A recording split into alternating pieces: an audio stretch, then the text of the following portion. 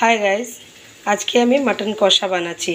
তো কীভাবে বানাই ঘরোয়া মাটন, তো আপনাদেরকে আমি শেয়ার করছি। তো আপনারা দেখুন কীভাবে আমি রান্না করি। তো এর আগে দিয়েছি পেঁয়াজ, কড়ার মধ্যে পেঁয়াজটা দিয়েছি, দেওয়ার পরে মাংসটা একটু ভাজা ভাজা হয়ে গেছে। তো এবার মশলাগুলো সব দেব। এবার কি মশলাগুলো দিই আপনাদেরকে দেখাচ্ছি।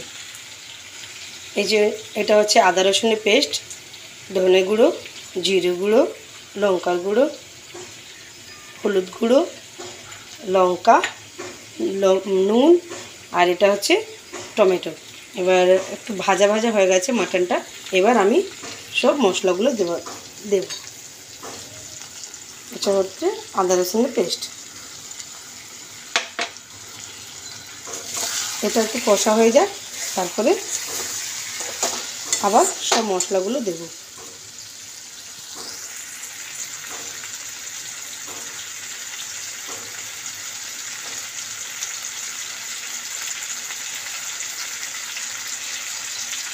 এবার দিচ্ছি হলুদ গুঁড়ো,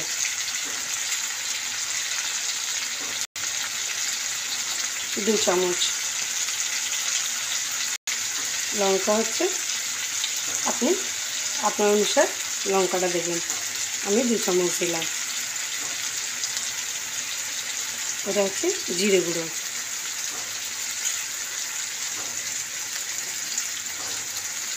ধনে গুঁড়ো আপনি দিতেও পারবেন আর নাও দিতে পারবেন।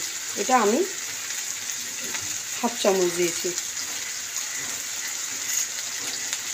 এবার টমেটোটা দিয়ে দিলাম।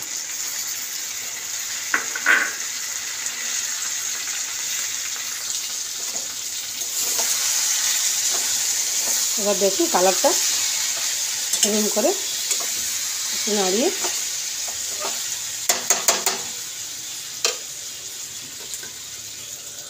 10 মিনিটের জন্য ঢাকা দিয়ে দিন।